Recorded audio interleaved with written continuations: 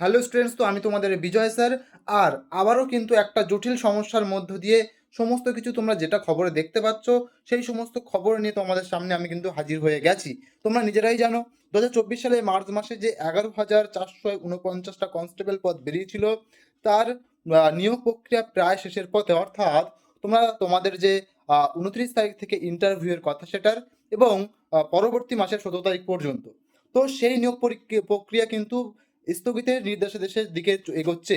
অর্থাৎ কেন? কারণ তার এই এই মুহূর্তে যে খবরটা তোমাদের সামনে আমি রাখতে চলেছি, যেটা কিনা আমরা নিউজ চ্যানেল থেকে কিন্তু জানতে পেরেছি।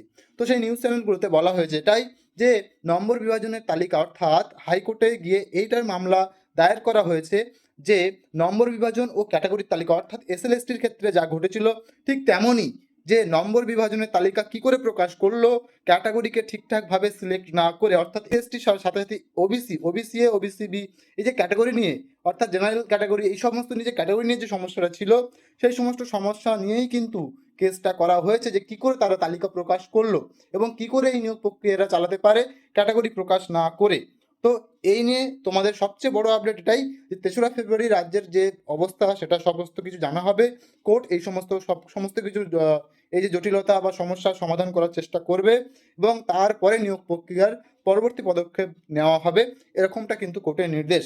তো আশা করছি, দেখতেই পাচ্ছ তোমরা কিরকম ভাবে মানে পরিস্থিতির সম্মুখীন আমার প্রিয় ভাই বোন এবং স্টুডেন্টসরা। স্ক্যাম চলছে, কিভাবে স্ক্যাম চলছে ভাবো, শুধু ভাবো। তো দেখা যাক কি হয়, ঠিক আছে? তো চলো, পরবর্তী আবার আপডেটের জন্য তোমরা এই চ্যানেলটা সাবস্ক্রাইব করে সাথে থাকো। পরবর্তী আপডেট খুব শীঘ্র নিয়ে তোমাদের সামনে হাজির হচ্ছি। Thank you all.